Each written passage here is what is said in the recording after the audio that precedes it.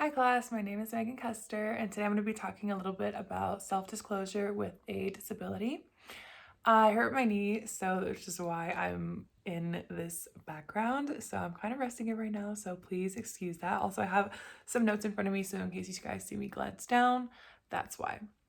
So first of all, 3 factors that would benefit a person to disclose their disability could be authenticity. This could like close the miscommunication gap between themselves and their coworkers and just make the flow of the workspace a little bit easier.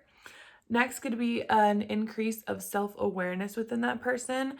They could be, after disclosing their disability, they could become a little bit more aware of themselves as people, and their coworkers might be able to better understand them and what characteristics are a part of their personality. And lastly, it could be a giant reduction of stress for accommodation and like accessibility purposes. So in case someone might need a certain accommodation or assistance measure, it might be a big reduction of stress to disclose their disability. Next is some reasons why a person might not want to disclose their disability. Could be so that way the workplace does not judge them or um, underestimate them in any type of way. Oftentimes with a disability, I feel like people would be afraid to share that with people because they're afraid of like the judgment or a different type of treatment than anyone else might have.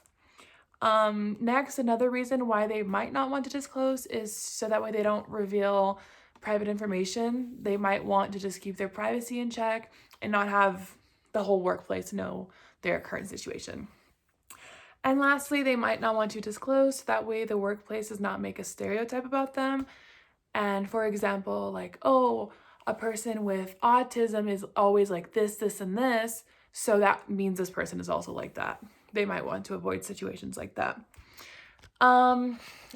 To help them, I would have, before disclosing, I would have them consider how many details to disclose, like, and also how intimate they might want to have the conversation and the disclosure, how intimate they might want that to be. And lastly, who the most appropriate people to hear that information should be. In case someone is afraid of privacy or like lacking privacy, they might only want to disclose to management or to a CEO or situations like that. And lastly, from the text,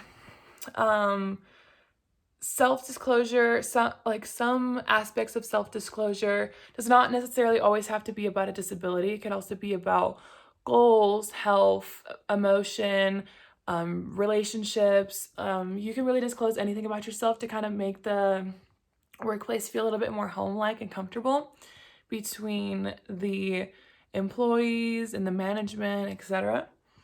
And from an outside source, I found that it is not really required to disclose a disability, but accommodations might be offered to a person who does, and limitations might also be questioned. So, for a person who is still unsure about if they're ready to disclose, those are some things that they should keep in mind.